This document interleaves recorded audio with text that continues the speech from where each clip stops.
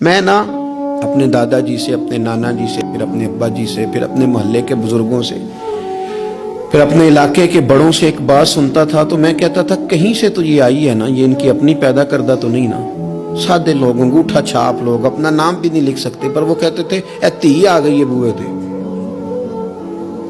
ہن موڑ سکتے۔ سمجھ آ رہی ہے میری بات کی؟ دروازے پہ بیٹی آ گئی ہے، اب کچھ ہو سکتا؟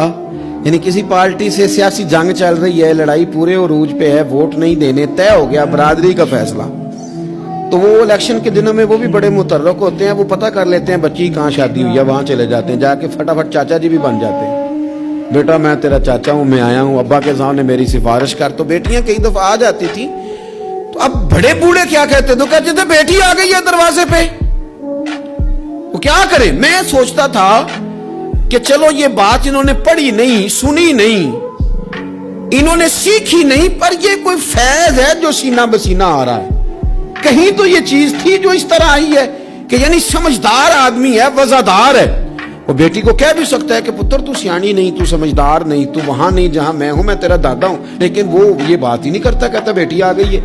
تو پھر ایک حدیث پڑھی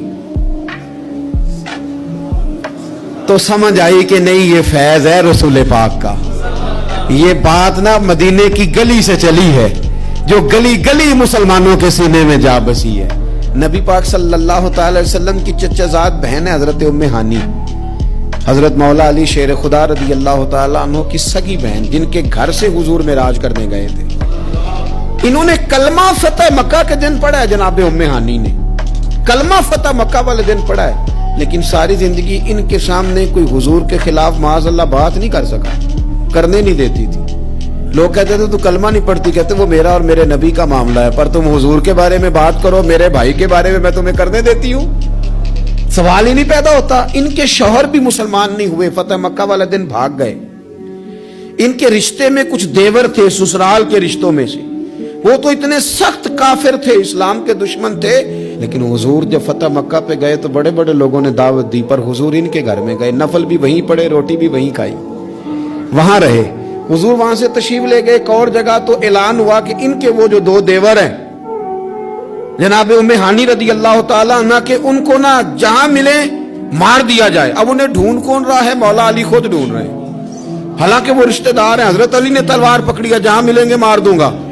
جناب ام ہانی نے نا اپنے وہ دونوں دیور تلاش کیے، ڈھونڈ کے لائیں، لا کے کمرے میں بند کر کے باہر سے دروازہ بند کیا اور سیدھی حضور کے پاس چلی گئی، کہنے لگی علی انہیں ڈھونڈ رہے ہیں، یہ پیغام آیا ہے ان کے لیے، یہ اعلان کر دیا گیا ہے۔ حضور نے فرمایا ام ہانی تو بات کر، تو کہنے لگی حضور پھر میں نے انہیں پناہ دے دی ہے،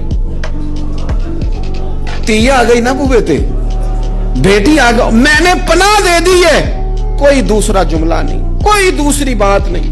یہ امام الانبیاء بول رہے ہیں، یہ سرور کائنات بول رہے ہیں۔ حضور فرمانے لگے ام ہانی، جسے ام ہانی نے پناہ دے دی اسے محمد عربی نے بھی پناہ دے دی، بلا لو علی کو واپس، ہم نے نہیں مارنا، جسے تو نے پناہ دے دی اسے ہم نے بھی پناہ دے دی۔ بیٹی جو آ گئی ہے، بہن جو آ گئی ہے دروازے پہ، چل کے جو آ گئی ہے، تو ختم ہو گئی بات۔ مجھے سمجھ آ گئی کہ میرے دیہات کے بزرگوں کے سینوں تک یہ جو بات پہنچی ہے تو یہ کوئی فیض ہے، یہ کوئی کرم ہے، یہ کہیں سے چلی ہے جو یہاں تک آئی۔